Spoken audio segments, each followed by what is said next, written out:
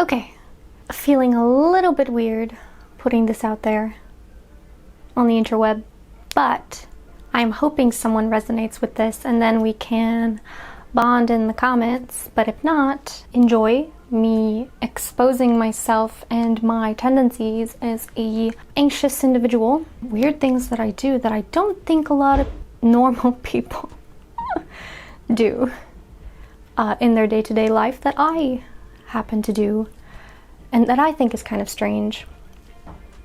Yeah, let's get into it, shall we? Okay, so number one on the things that I do, or I guess the things that I avoid, are TV shows. Outlander, Once Upon a Time, Peaky Blinders, The 100. Oh dear God, The 100. I cannot believe I actually put myself through that mental anguish to watch that show, and I stopped it before it did irreversible damage. I just feel like my blood pressure is just constantly going up and down and up and down watching these films, and I don't think I can take it. So I just avoid them altogether because I know they're gonna be full of like deaths of loved ones, horrible people just making other people miserable. You want to reach through that screen and choke a fictional character, and it's just not for me. I can't do it anymore. I will say this though, I love watching Seinfeld, and like any lighthearted TV shows, I love the Netflix short series, even if they are pretty stressful plot lines. The Queen's Gambit is one of my favorites of all times. The Haunting of Hill House, is that the one? That one is incredible, but also so heart-wrenching and just like makes you want to cry your heart out until 3 a.m. But I especially enjoyed those because like I can handle a little bit of heart-wrenching material for a short period of time. So if I'm in a stressful social situation, I will start shaking. That's weird, right? Like I will start feeling cold and I will start shaking. I will try to hide it so that it's not visibly obvious, but like I've noticed this prior to any class presentations, for instance. I'll start getting very cold and I'll start shaking. I will get really cold. Somebody please tell me that you also go through this, because I think it's kind of weird. It's a weird response to a stressful social, and it's only in social situations too, that's the thing. Or it's like a first date or any setting such as that, and that has nothing to do with caffeine intake or any of that. So somebody please tell me that you have that same issue, because I feel like it's a little bit strange, but I don't hate on it. I just kind of live with it.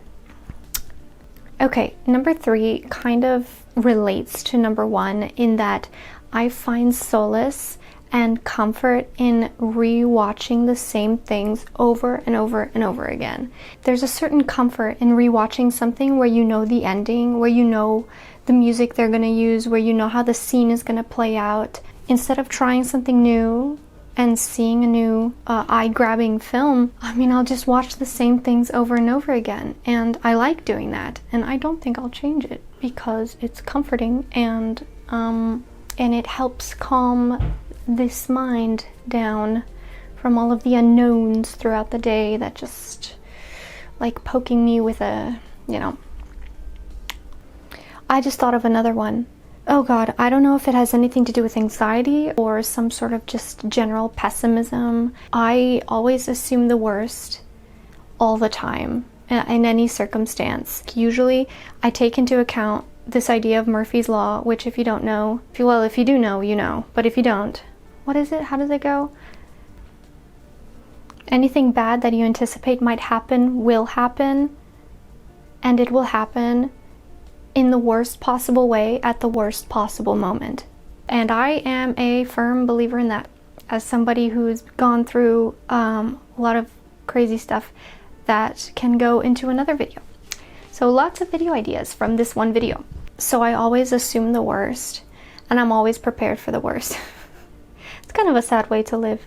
And maybe there's just like some survival instinct in me that's just like super wound up, super finely tuned to the point where it's like, be prepared, be prepared. I don't think it's so much so to the point where I can't enjoy my life.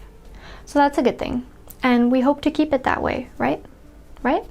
Okay, here's another one. I can't wear bright colors, bright patterns, patterns upon patterns, any unusual silhouettes I can't pull off. Not necessarily because that I don't think I can pull it off, it's just that I don't want to stand out and stared at. I can't do it.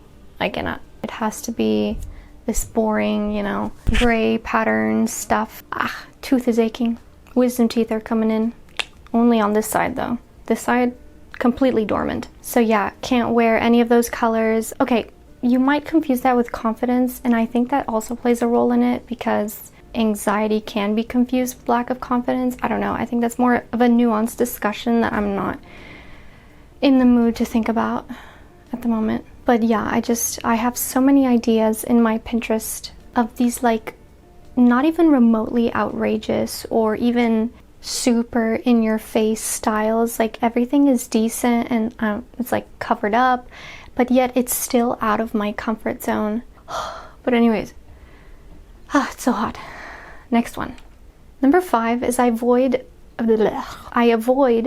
anything with caffeine in it. So coffee, tea, energy drinks, soda. I'm already wired enough, high-sprung enough as it is. I don't need more caffeine to get me even more high-strung. Is that the word? I don't know. I think it took me about 7 to 8 months to build tolerance to a regular cup of coffee. I had these just feelings of impending doom and that life was completely hopeless. It was so bizarre. Feelings of doom? That's dramatic. I stay away from it because I'm already high-wired as it is. Okay, this list is getting kind of long, but I have another one that I thought of, especially during the socially anxious times of my life, and that is when there's a silence in the conversation. Oh my god, I could never handle silences as a teenager. I would fill it with as much word vomit as I possibly could, even if it meant like violating my privacy and saying things that I wouldn't normally say. I feel like word vomit, or what do they call it, verbal diarrhea, is kind of a very common thing amongst us interesting fellows, human beings. I think it's interesting how the body responds to things that it perceives as threats, or my brain perceives as threats, when really they're not. It hasn't overtaken my life and I'm able to function very normally with it. It's just very interesting to see how it manifests in situations that are not life-threatening. Obviously, I could keep going. Like, there's a lot of other things that, I mean, all of us have in mind. For instance, taking photos in a public space, cannot do it. Seems weird. That's why I could never do Instagram. I just think it's too much for me to handle. Also, just posting things in general, YouTube is pretty anxiety-inducing. But I'm getting more used to speaking in front of this guy right here. Oh, also, we confuse anxiety with introversion all the time. Tell me this is not an issue. That's another tangent for another video. By the way, I've never been diagnosed because I cannot afford to go to see a therapist. That'd be nice to do, or like a psychologist or anything. So no formal diagnosis here, but I know myself very well. 23 years on this planet, stuck with this brain. Hopefully one day we can get that therapist and sort things out, but I don't think it's bad enough for me to require medication, so that's a good thing. So anywho, I guess I'll film an outro.